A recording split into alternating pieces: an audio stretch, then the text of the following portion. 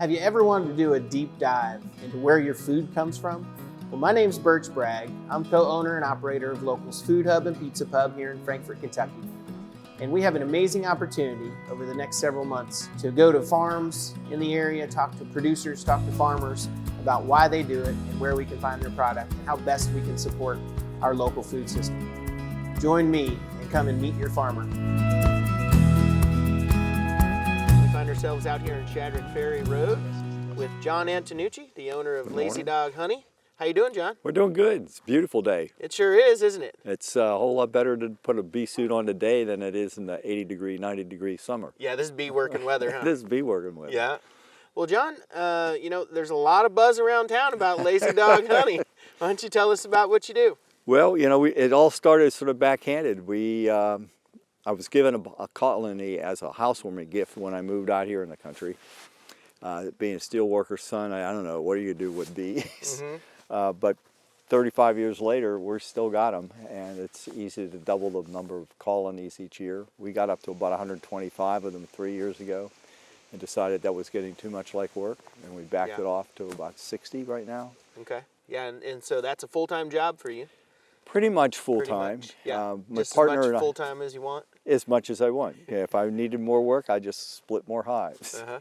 You have hives, not only here, of course this is your home here in Franklin County, but where else do you have hives and where do you pull honey from? Okay, so we're raising, what we're at here at the house is what I call the nursery. And this time of year we're probably running 9-10 hives. We're going to move a few of them out this week. But we have them over we manage the hives at the governor's mansion. We'll pull honey from them for the mansion use. They're cooking their special events. That's a neat program. We have hives over at Josephine Sculpture Park. We split some of that honey with Josephine, and we use that as a teaching opportunity for kids. They'll paint the boxes. In the course of doing that, sometimes it's with the History Center, sometimes it's with Completely Kentucky, sometimes it's just with Josephine.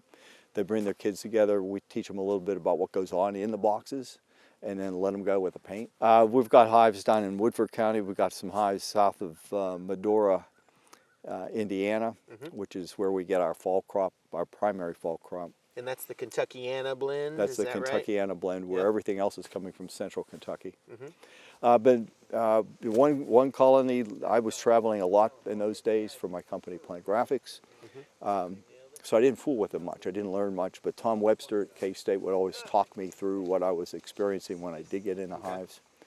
For us here in this area, probably 60% of our honey is coming from the black locust in the first couple weeks of the spring. Honey. And Asian honeysuckle, and though it's an invasive species, birds won't even eat the berries. The bees love it. They have to work harder to get the nectar out, but it's the second largest component of the honey that we've had tested. Interesting.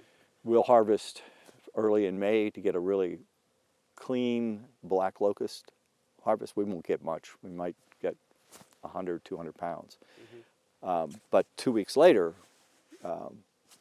the real flush is coming on, and by the end of May, this year was extraordinary. I mean, we were pulling 100 pounds of honey out of a colony in May, which is more than we would normally get for the whole year. And so are you saying that was harvesting at the end of May? Was that predominantly your black locust pollen honey? Black locust, yeah. Or had the clover begun to come in yet, or not yet? Clover not till the 1st of June or so here. Gotcha. Places vary a little bit by a week or two. I know that the locust blooms down in Louisville about 10 days before it blooms up here. Interesting. So we watch what's going on in Louisville, and then we know, okay, a couple days, here's when it's going to hit. And so what's that black locust honey look like specifically? Is that fairly translucent and clear, similar to the clover? The early pool that we did this year was almost like water. You could read a newspaper through the jar. Wow, interesting. And so is that the pattern? Typically your spring pollen sources are going to produce a lighter, clearer, sweeter honey, and then as you move through summer and then into fall, it's going to be kind of a darker, spicier honey. Is that a fair generalization? That's a fair generalization. The one exception to it is that the nectar is coming from the tree. It's not so much the pollen being affected. The nectar. The nectar is the pollen is going to be embedded in that honey because they're dusting their wings and the like. The other issue with that is that the honey, as we get like the clover honey, turns the flavor substantially. That period of time, early or mid-May to say the first week, second week of June, we're starting to pick up wildflowers now, the volume of wildflowers. So the honey is coming from more diverse sources. It's interesting that if I harvest from a hive and keep it separated and test it against the adjacent hive, it might be completely different. Wow. The bees are all, located within 10 foot of one Yeah. another. And they just choose different sources. What they're choosing, yeah. Yeah, that's fascinating. And the honey will darken over the summer. So our darkest honey is the fall honey. So John, I find it really interesting. People come into the store, they ask about spring honey and fall honey as it relates to helping them with their challenges with allergies. And so is it true that when someone consumes a spring honey, which was spring nectar and spring pollen, then it'll actually help somebody who has heavy allergies in the spring, and the same being true in the fall? If it's a fall honey, will it really help people who seem to struggle with allergies in the fall? Yes, yeah. Perfectly correlated. And I'm standing proof of it. When I came down here from Maryland, I couldn't see for 2 months in the spring, and I couldn't see for 2 months in the fall because of the allergies. Then somebody comes along and gives me a colony, and I start to eat honey for really the first time in my life. Yeah. And about 2 years into it, I realized I haven't had to take any pills or meds. Yeah. And I haven't now for 35 years. Neat. It is. There is a trick to it. If you have spring allergies and you can associate it with a flower type or just the density of pollen, you start to take the spring honey in the middle of winter. You start maybe in 1st of March, 1st of middle of February. Getting your hands on some spring honey from the previous year. Yeah, buy it now, save it, consume it. Saving honey, that's a lot to ask of people. Yeah, well, buy the big jar. And then, for instance, if you have fall allergies, you would start in July or August consuming fall honey. Always buy 2 months ahead of time. Okay. And that works best. And it's not like you can buy that jar, consume it, and assume that you're going to be cured. Right. Several things accumulate to your allergies, right? It could be grass pollen or ragweed pollen. Well, those don't flower and the bees don't go to them. Gotcha. So that's going to continue to be a problem. The other is by taking it too little, too close to the season or in the middle of the season, doesn't give your body a chance to build the antibodies up around the reaction your body's having to the pollen. So John, what is it that drove you to get into beekeeping and creating an apiary and doing all of this kind of work? I needed a distraction when I came home from traveling. I lived in a house that was pretty much self-stable with the point that I bought it, and I still had to do gardening I wanted to do and work around the property itself. But it gave me something that was rigorous and a great joy. I mean, there is, I think, very few things in life that it is as rewarding and as peaceful as popping the lid on a hive during the middle of a honey flow in May, where the temperature might be 70 degrees, 75 degrees, there's a light breeze. You hear this hum coming out of the hive. They're not angry. They're just distracted by the honey flow. That's wonderful. That's peace. You just painted a nice picture there. I can almost feel the zen when you're over top of the hive. John, thanks for sharing all this information. It's fascinating. It feels like we could talk all day about this. If people are out there watching this show and they want to support Lazy Dog Honey and they want to find a great source for honey, where can they find your products? Go to locals. Need to go no further. You've got probably the broadest selection of our product out there. Classic Gold, a jeweler in town, sells our honey as liquid gold. Neat. We've had an arrangement with Ann Wingrove for years, who sells really to tourists and others, but it's the tourist trade, I think.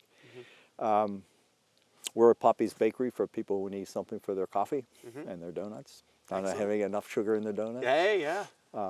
That's about it. Great, and then we the go to the farmers market as well, yeah. Well, John, I've thoroughly enjoyed talking with you. I feel like I could talk all day about bees. Is there anything else you want to share? Well, as a former beekeeper, you know some of the inside I never got to this level for sure, but it was fun. Anything else you want to share about bees or about what you do? I think one of the things I would like people to take away is how do they, without becoming a beekeeper, what can you do? And the first thing I would say is read the label. Anytime you're using a pesticide, a fungicide, any of those kinds of things, if it says a teaspoon, use a teaspoon. If you use a tablespoon, you've used now more, and you've increased the potential for that contaminant. Yeah, the contaminant to reside in the honey gets into the wax. So read the label first. Use what's called for. Use it in the early morning or after or near sunset when the bees are now quit foraging for the most part, so they're not going to come in contact with the wet leaves or wet flowers. That's probably the biggest thing. Supporting the local beekeeper community by buying honey would be the second. The third one I would suggest is that they plant plants, and planting them in clusters.